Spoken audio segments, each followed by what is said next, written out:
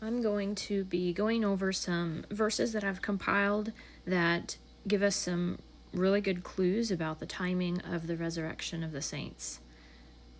We're going to start with this verse here, which is in Matthew, right after the disciples asked Jesus, what is going to be the sign of your coming and the end of the age? And Jesus says, then they will deliver you up to tribulation and put you to death. You will be hated by all nations for my name's sake, but the one who endures to the end will be saved. As we move through these short little videos, you're going to see that this is very literal. Jesus is telling his people, his followers, that we will go through tribulation, we will be hated, and that we are called to endure to the end. The end is when Christ comes.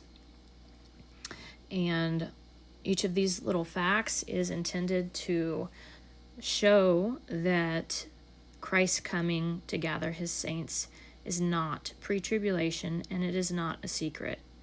When we think of the word rapture, these are the two things we often think about. A secret rapture of the Christians and a pre-tribulation rapture.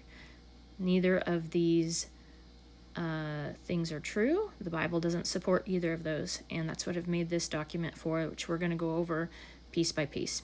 Today we're going to start with just fact number 1, which just lets us know that the gathering of the saints who are still alive on earth through the tribulation will happen immediately after the resurrection of the dead in Christ.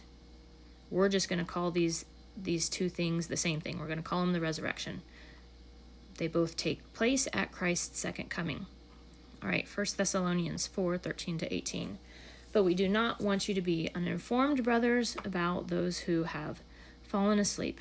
This is the dead. That you may not grieve as others do, who have no hope.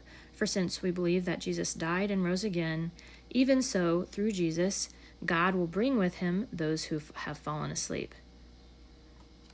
For this we declare to you by a word from the Lord, that we who are alive and left until the coming of the Lord will not precede those who have fallen asleep.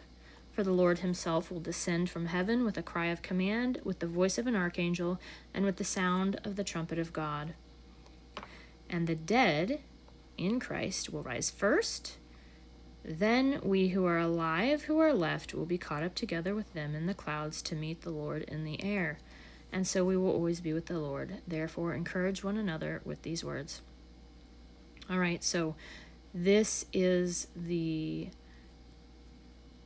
resurrection of the dead in Christ, immediately followed by those left alive on the earth at his second coming. Once again, as we go through these short little videos, we're going to call this the resurrection. We're not going to call it the rapture. And maybe we can avoid some of those false doctrines that's connected to the word rapture.